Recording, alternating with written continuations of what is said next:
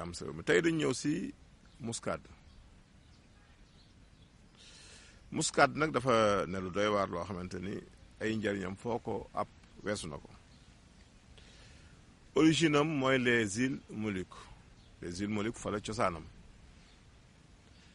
bokk na si épices yi gën a yaatu en Europe tey yi nga xam ne moo la ñu gën a utiliser en Europe bokk na si. En 540 lañ ko mentionné woon en Constantinople mais en 1512 la ko portugais yi découvriroon dans les îles Amboise et les îles Banda. En 1772 la ko tubaab yi dugaloon fee ñuy wax île Maurice ak Guyane mais tey dajal na Europe yëpp moom muscade. ñeent tax nañu ràññeet ko ba si juróom. bu njëkk bi mooy taamu nañ ko si yenn xeetu surtout pâtisserie bi surtout muy bañee yeeg yu mën a doon néew na lu muy bañ a am muscade ndax góom dafa neex trop dafay stimuler aussi. ñaareel bi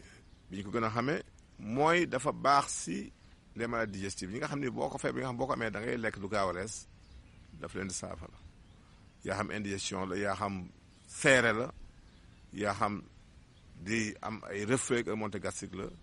boo koy jël daf lay dimbali ba wàññi jafe-jafe yooyu.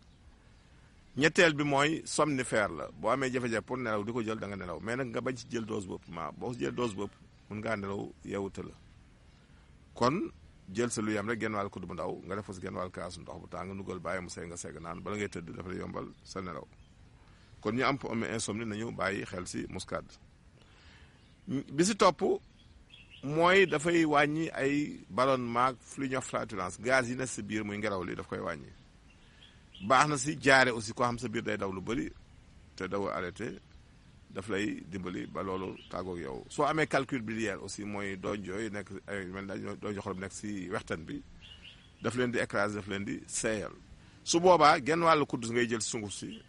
def ko si genn wàllu kaas ndox bu tàng kudd bu ndaw nag la ñuy wax bàyyi ba mu sedd nga naan si kàttanu yàlla dafay régler problème yooyu. bu mujj bi mooy bëñ buy metti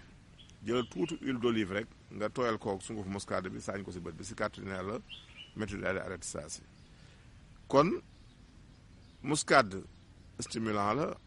baax na si digestion dafay reesal ñam boo lekkee day gaaw a rees soo amee jafe-jafe pour nelaw dafa lay dimbali ngay nelaw soo amee ay ballonnement ay gaz ay calcul biliaire si kàttanu yàlla di ko jël dafa lay dimbali ba loolu tàggoo yow boo gisee ko biram di dawit tegtal ko mën na ko dimbali. question yi ñaar la ku njëkki daal nee na moom moo de doo di ginnaaw guy metti moo ko sonal bu njëkk bi mooy kaani rek kaani xeeñ bi tëddal rek defee naay soxna si jël kaani bi rek bombal la ko si di ginnaaw gi booy tëdd dafay wàcc metti. ñaareel bi nga wut reenu daxaar ak reenu dànk ak daxaar ngay wut bu nekk juróomi reen nga togg ko ba mu ñor si litre ndox